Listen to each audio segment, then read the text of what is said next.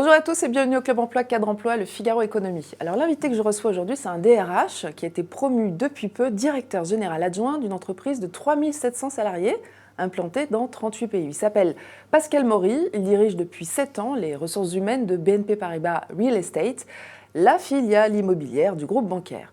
Alors moi, j'ai eu envie de comprendre ce que ce DRH-là a bien pu faire pour mériter cette promotion. Mais aussi et surtout, quelle différence ça fait pour les salariés et pour les futurs candidats d'avoir un DRH au comité exécutif de l'entreprise. Eh bien, c'est ce que nous allons tenter de découvrir avec le principal intéressé.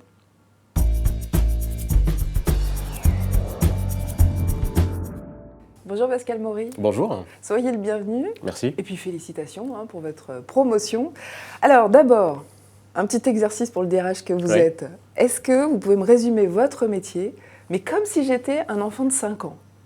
Si vous étiez un enfant de 5 ans, je dirais qu'on développe et qu'on construit des immeubles d'habitation, des immeubles de bureaux, qu'on les valorise, qu'on les entretient. Et puis si vous étiez un enfant un peu plus âgé, je dirais qu'on s'occupe de tout le cycle de vie d'un immeuble, depuis la promotion, l'évaluation, l'asset management, tout ce qui fait qu'un immeuble va se valoriser dans le temps. Vous venez, vous, d'être nommé directeur général adjoint de l'entreprise après avoir été son DRH pendant 7 ans. Est-ce que vous trouvez que le métier de l'entreprise a beaucoup changé en 7 ans et comment ? Oui, je dirais qu'il a changé de deux manières principales. La première, c'est que le métier s'est beaucoup internationalisé. Autrement dit, là où on avait des compétences très locales, de plus en plus les investisseurs sont des investisseurs mondiaux ou européens. Et on a besoin d'avoir des collaborateurs qui les accompagnent dans leurs problématiques, qui sont des problématiques la plupart du temps pan-européennes. Et puis, la deuxième évolution majeure, et on a aussi accompagné de collaborateurs sur ces sujets-là, c'est le sujet de la montée en compétence sur le green management. Le green management, alors, autrement dit, la manière de verdir nos immeubles, soit ceux qui existent déjà, soit ceux qui vont arriver sur le marché, et la manière de les rendre compatibles avec des sujets qui sont des sujets de développement durable ou de RSE. Alors, internationalisation, à quoi sert le DRH ? Vous avez aidé, vous avez accompagné l'internationalisation, le verdissement, on va dire aussi des métiers. Est-ce qu'il y a justement des changements concrets qu'on peut voir dans la façon de travailler dans l'entreprise? Est-ce que, je sais pas, tout le monde parle anglais, internationalisation? Est-ce qu'on est tout le temps en conf call international? Est-ce que ça se voit concrètement chez vous? Oui, ce qui a beaucoup changé, c'est on va dire le décloisonnement des départements et des métiers. C'est-à-dire la capacité, effectivement, à travailler avec soit en mode projet, soit de manière hiérarchique, avec des gens qui sont un peu partout en Europe et un peu partout dans le monde. Alors tout le monde ne parle pas anglais, d'abord parce que tout le monde n'a pas forcément une fonction qui est une fonction internationale ou en contact avec des pays internationaux. Mais le sens de l'histoire, c'est probablement que ces sujets de cross-selling ou ces sujets de transversalité soient des sujets de plus en plus présents. Ok. Peut-être prochain chantier, on y reviendra tout à l'heure. Alors, votre entreprise, elle va bien. Est-ce que vous recrutez? Est-ce que vous créez des emplois? Oui, en solde net, on recrute à peu près 300 emplois par an. Donc, vous recrutez ou vous créez? On recrute environ 800 collaborateurs par an. Recrutement 800, dans tous nos pays, sur des métiers du conseil, sur les métiers de la promotion, que ce soit des Bac+5, des commerciaux ou des ingénieurs. Alors vous aviez annoncé en 2012, je me souviens, vous avez annoncé justement 800 recrutements, c'était 350 en France et 450 à l'international.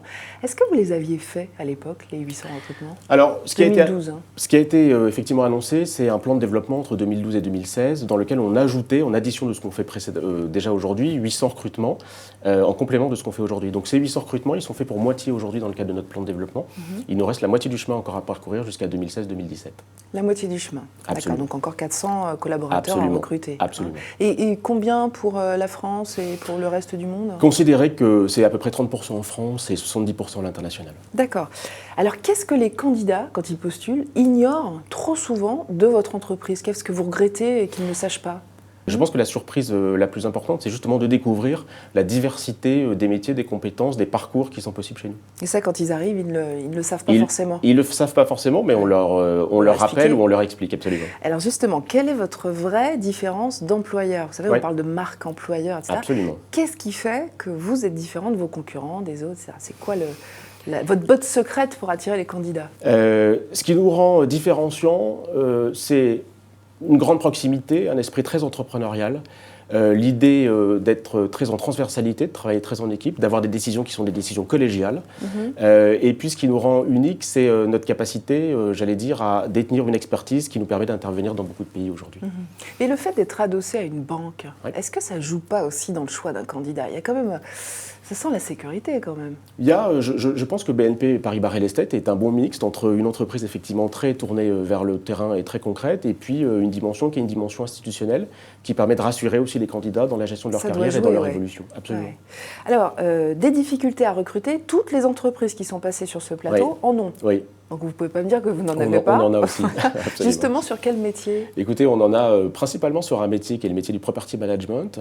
Property management. Exactement. On va juste expliquer ce que c'est. Le property management, pour faire simple, c'est la gestion de nos immeubles.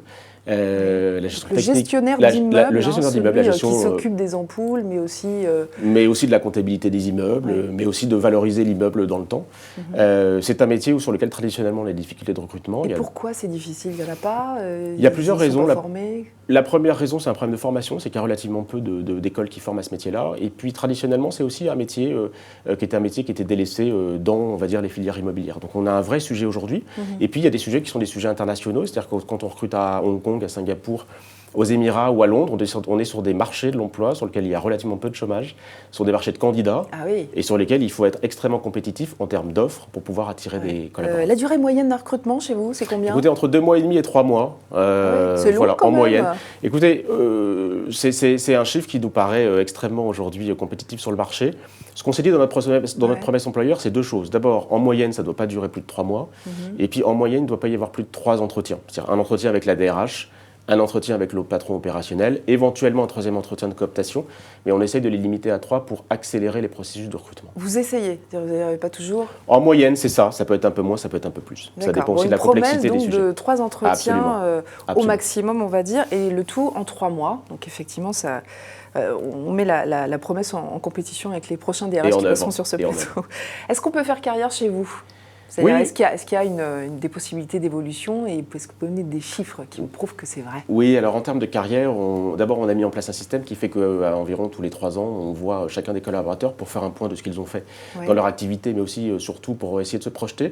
On gère à peu près 200 mobilités par an, donc c'est une par jour travaillée quasiment. Donc mobilité à l'international, dans une autre fonction, dans un autre métier, c'est ça? Dans un autre métier, à l'international. Ça peut être aussi chez BNP Paribas, parce qu'il y a des passerelles avec le groupe. D'accord. Sur un certain nombre de métiers qui sont l'investment management ou sur les fonctions support.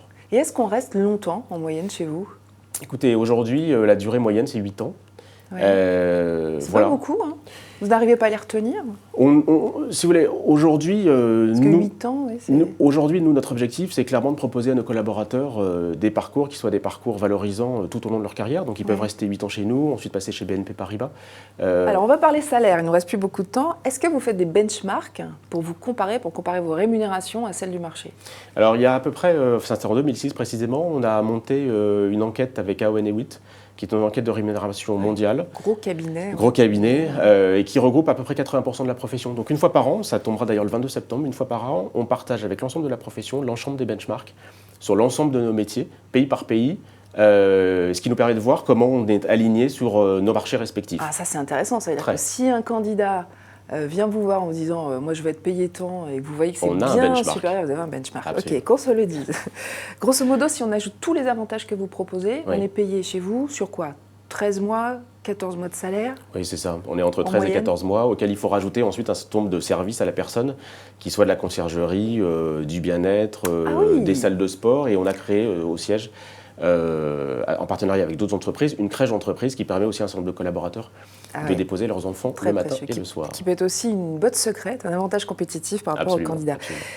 Et alors, si un jour, parce que ça arrive toujours, vous quittez un jour l'entreprise, quel est le chantier que vous voudriez avoir terminé? Un vrai chantier RH, un beau chantier RH qui vous tient vraiment à cœur? Je crois que le sujet principal, c'est le sujet de la transformation de l'entreprise. Le positionnement qui m'a été donné aujourd'hui dans l'entreprise, c'est quoi en fait? C'est la capacité d'influer en amont des décisions, c'est-à-dire la capacité de transformer cette entreprise avec le business. Donc, si un jour je devais partir et si je devais tirer quelque chose, c'est justement ça, c'est terminer cette entreprise de transformation, pour peu que ça soit terminé, parce qu'en fait c'est l'histoire d'une vie. Donc c'est un éternel recommencement. Merci Pascal Maury, merci beaucoup Merci à vous. d'être venu sur ce plateau. Est-ce que vous organisez des soirées? Est-ce que vous célébrez les succès, hein, parce que vous venez d'avoir une promotion? C'est dans votre culture, ça? Oui, c'est assez. Alors il y a effectivement une fois par an ou une soirée annuelle, mais ouais. il y a une dimension de la culture qui est festive. Ouais. Des petits événements comme ça? On aime bien l'idée du champagne au frigo pour fêter les événements, que ce soit business ou autre. Voilà. Qu'on se le dise. Merci encore. Merci à vous. Vous pouvez retrouver cette interview sur notre site cademploi.fr, sur le Figaro TV.fr également. Et bien sûr, réagir et poser des questions sur les réseaux sociaux et sur nos sites. À très bientôt.